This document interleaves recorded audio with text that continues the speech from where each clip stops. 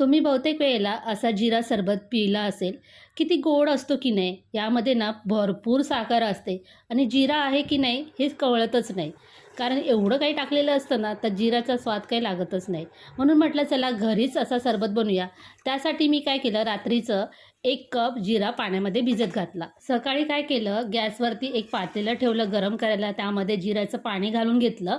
चाट मसाला, काळी मिरी पावडर आणि मीठ घातलं 1-1 चमचा.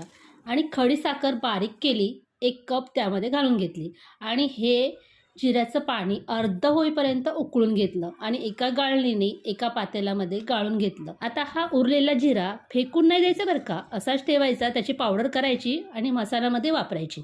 तयार झालेला जिऱ्याचं सरबत मस्त अशा काचेच्या बरणीत भरून ठेवायचा, म्हणजे जास्त दिवस टिकेल. आणि तुम्हाला जेव्हा कधी सरबत प्यायचं आहे तर यातला सरबत काचेच्या ग्लासमध्ये घालून घ्यायचा. मस्तपैकी थंडगार पाणी घालायचं, थोडेसे बर्फाचे तुकडे घालायचे आणि मस्तपैकी पिऊन घ्यायचे.